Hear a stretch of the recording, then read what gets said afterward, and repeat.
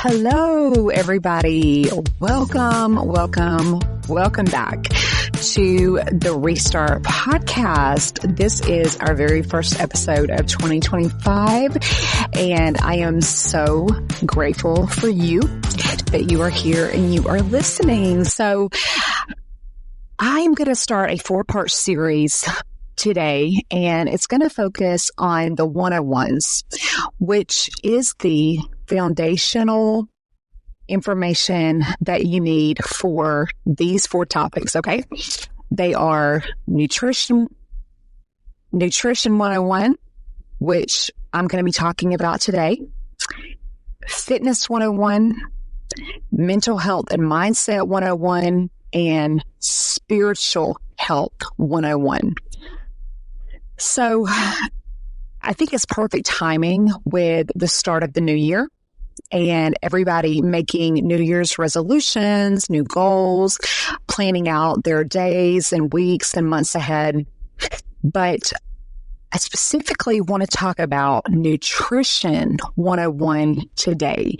So I know as a health and fitness expert that there is so much information overload out there with nutrition today. It is just saturated. And if you're anything like me, it seems like every time you open up your phone and you look at any social media platform or just Google, maybe you're trying to find something on Google and search it and an ad pops up and it's intermittent fasting or keto or Mediterranean diet or paleo or carb cycling, macro tracking, 3-day water fast, 5-day reset, eat your greens, the fruit diet, the salad diet, starving yourself for a full 24 hours, eating first thing in the morning,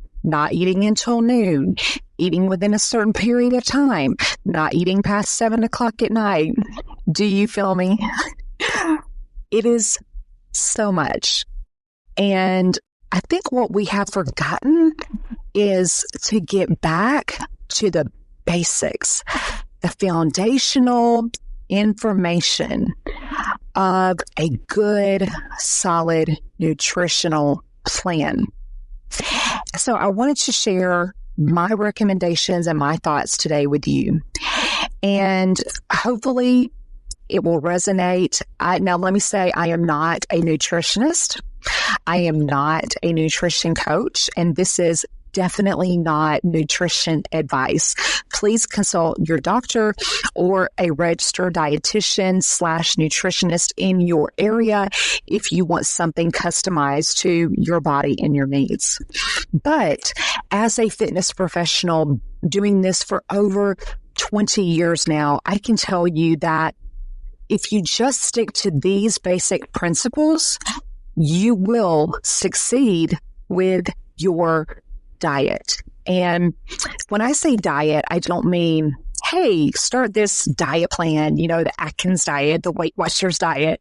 I mean your daily food intake, because nutrition is more important than your actual exercise plan, in my humble opinion. So you can go and work out and lift weights every day of the week at the gym for 2 hours. You can run, you can take the spin classes, you can do the Pilates and the yoga.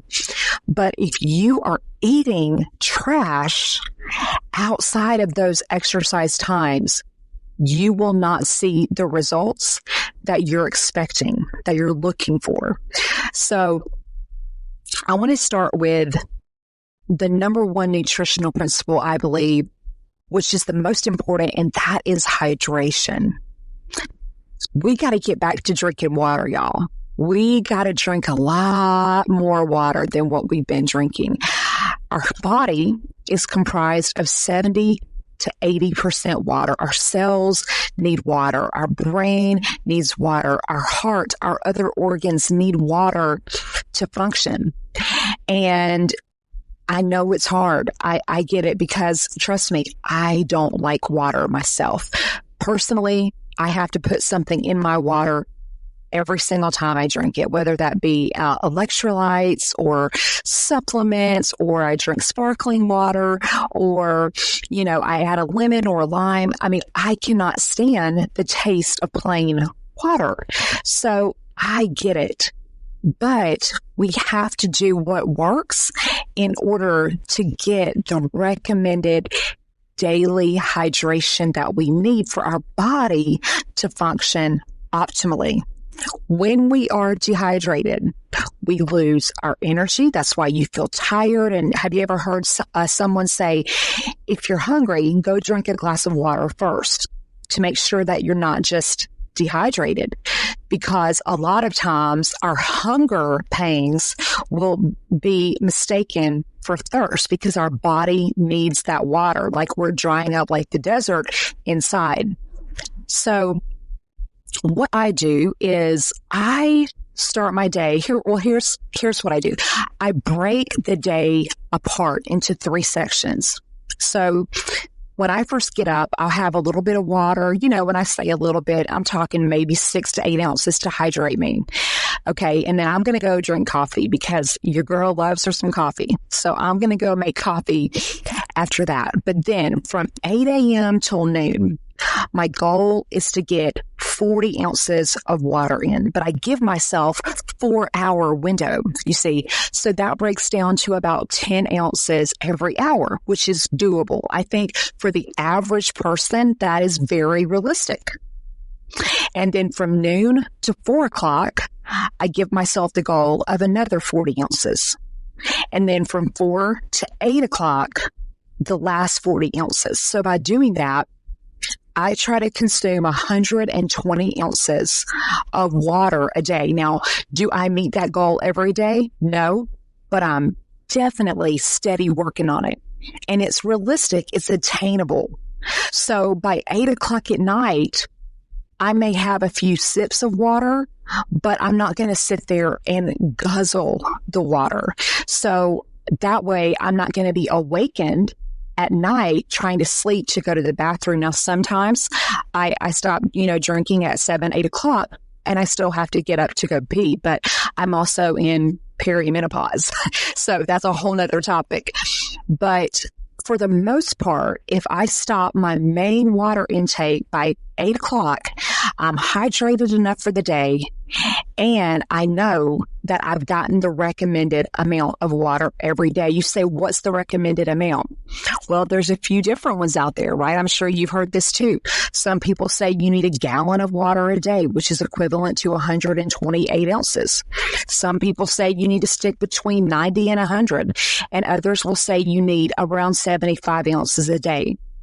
I'm not going to sit here and tell you to drink a certain amount. I know what I do is the 40-40-40 rule. So I'm at 120 ounces a day, but you have to experiment with your body and find out what works best for you. If you feel hydrated enough at 84 ounces, great. You can stop right there. But if you're still feeling a little dry in your mouth and you're still like, you're looking at your urine when you go to the bathroom and it's not 100% clear, then you need to drink a little bit more. But you'll need to experiment with that in order to find out your recommended range. Okay. But hydration is the number one thing for most people that we need to work on. Secondly, after we get our water intake optimal, we need to work on our macros. And I'm not going to say here, this is not a podcast about macro tracking, but your macros are extremely important to your overall success. They're important in changing your body composition, losing weight, gaining muscle, having stamina, endurance, flexibility, agility, all the things, okay? You say, what are macros? They are your protein, your carbohydrates, your fats, and your fiber. If you want to get a little more detail, you could even take it as far as saying your sodium and your sugar and your vitamins and your minerals. But mainly what you'll hear when you hear macros is proteins, carbs, and fat. The 3 things that you need to survive every single day. Now, how many macros you need of each? Again, I would advise you to consult with a professional on that. But as a fitness expert, I can tell you that you will never go wrong in making protein your top focus when it comes to your meals, okay? Every single time that you eat, protein should be your first choice. It should be at the very top of your meal plan. So, for instance, if you're at a buffet, and there's 3 different rows of things. There's the sides, there's the dessert row, and there's the meat row. You need to start filling your plate first with the meat, with the protein. And then you're going to move into your vegetables, right? And then from your vegetables, you can then add your carbs, your rice, your mac and cheese, your mashed potatoes, your breads, and then lastly, your dessert. And I promise you, if you eat that way where you focus on protein first, you will see your body change. You will feel fuller longer because protein is very satiating. And you will have clarity in your mind and energy because protein is going to get rid of the brain fog and get rid of the fatigue that you're feeling when you overeat on carbohydrates. So I'm not here to tell you to ditch carbs. I love carbs and I'm an advocate for carbs. Carbs do give us energy. They do provide fuel for our workouts and endurance and our thinking of our mind. Carbs are needed for glucose and cell turnover and things like that. They're needed for your body's processes. They're needed for repair of your muscles while you sleep at night. But there are such things as good carbs and bad carbs, and you need to focus more on the good or the complex carbohydrates. Things, again, that are filling, that are going to keep you full longer. So your rice and your vegetables and your fruit are considered carbohydrates. So again, I'm not going to explain the macros to you, but when you work with a macro coach, they can tell you how many grams you specifically need. Or there are a lot of apps out there today that will calculate that for you. So you have different options. And then lastly, you want to focus on fats. And I don't mean fats from junk food and sugar and candy. Your healthy fats, your nuts, your seeds, your avocado, things that give your brain the nutrition that it needs, things that, again, keep you fuller for longer. So when you combine all of those macros together in a meal, again, focusing on protein first, you're going to stay fuller longer. You're going to find that you don't overeat and you're going to have sustained energy after your meal. So we need to get back to that kind of eating where we're at least eating 3 solid macro meals a day of protein, carbs, and fats. We need to get away from the mindless snacking. We need to get away from eating in our car, which I'm super guilty of. We need to get away from eating and looking at our phones. Right? We need to get away from pulling into a drive-thru and getting a sack passed to us through the window. So that's the second thing that I would encourage you to do. Focus on a protein, then a carb, then a fat. Now, does that mean that you can never have sugar or you can never have fast food or you can never have a treat meal? Absolutely not. But I would say at least 85% of the time, that's the way that you need to be eating. Okay? Number 3, Nutrition 101 is I feel that we're not eating enough calories. Okay. Everyone is so scared of overeating. But if you are an active person, meaning that you exercise at least 30 to 60 minutes a day, most days of the week, which is for most people, 5 to 6 days a week, and you are lifting weight, you are taking classes, you are walking or running or doing some kind of group exercise, more than likely, you're probably not eating enough calories.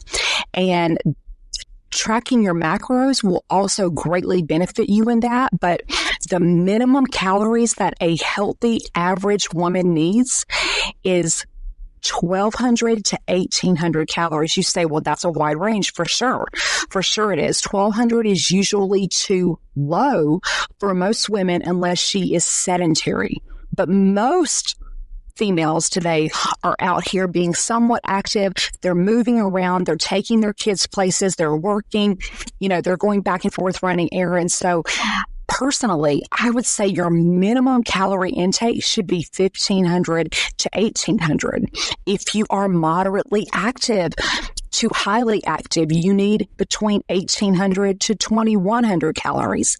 And when you start tracking your food, most women are going to see that they're not eating enough calories, and they haven't been eating enough calories for a long period of time, which is why you're not seeing the muscle gains. You're not seeing progress from your gym workouts. You're not seeing your body composition change, right? Because you can't change what you don't know. Therefore, if you don't track your food intake, how can you know that your body is getting the nutrients it needs for repair and maintenance? You don't know. So, third thing, we're not eating enough calories. Number 4, supplements. Now, I follow a lot of fitness people, both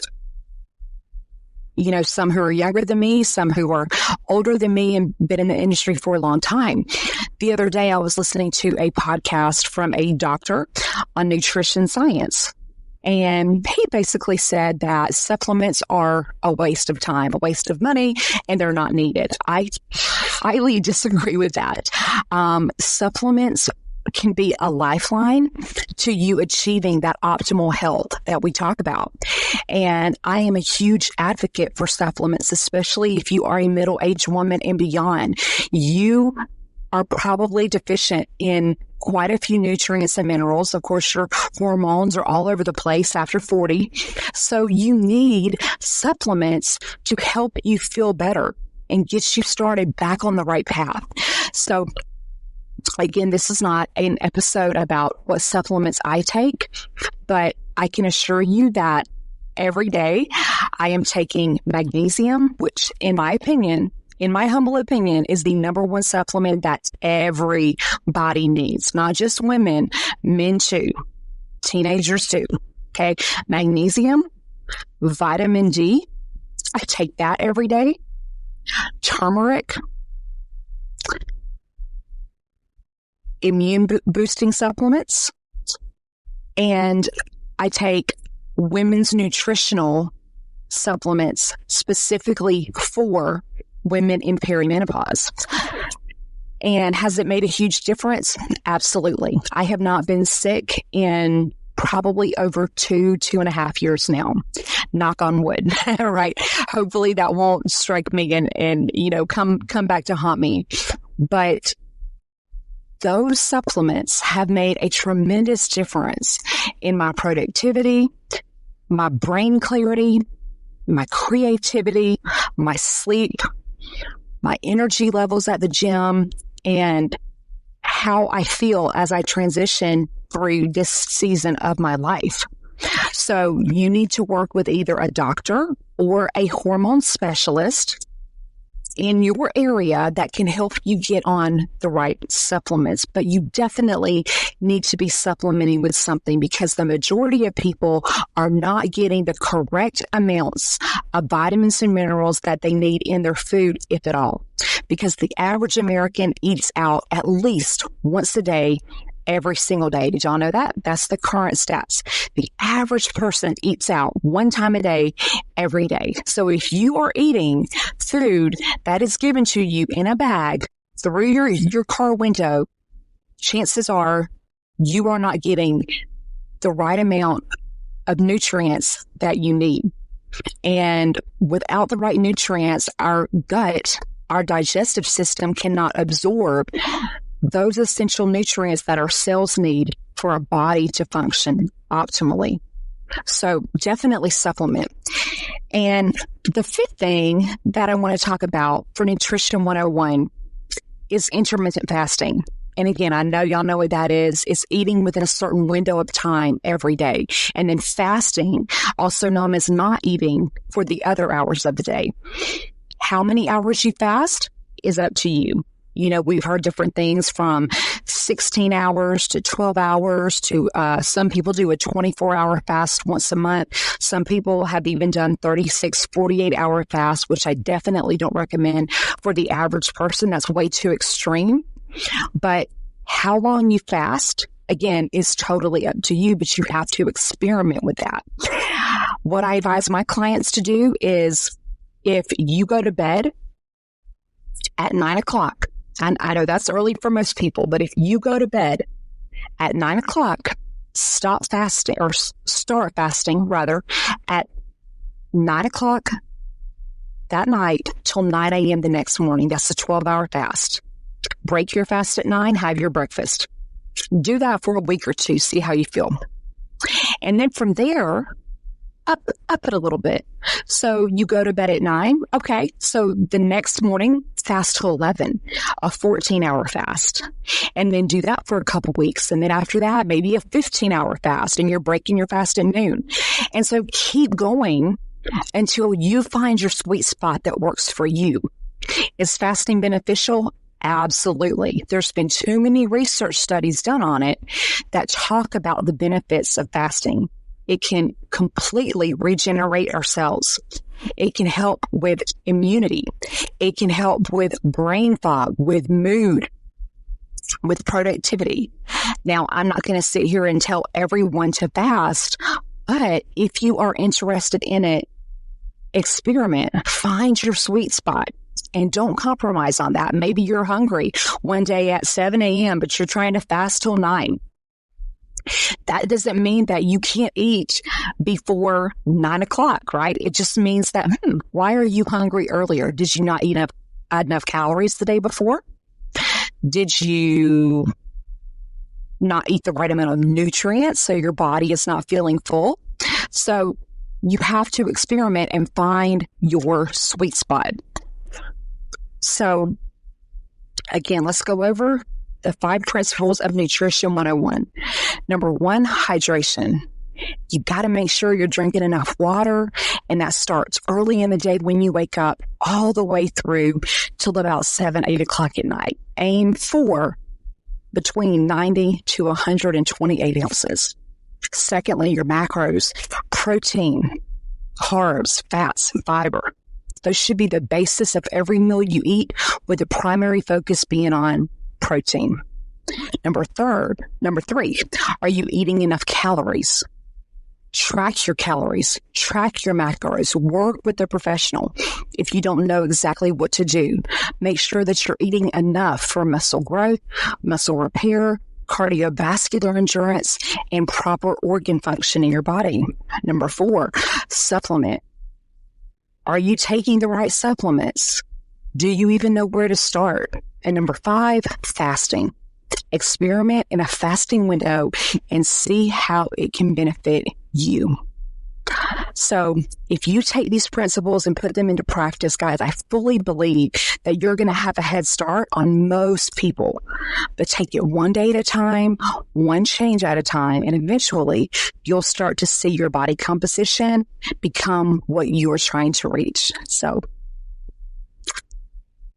thank you so much for joining me today on the Restart Podcast. Let's have a very productive and wonderful 2025, guys. Share this episode if you liked it, review it, subscribe, and I can't wait to talk to you next week for the Foundations of Fitness 101. Alrighty, bye-bye.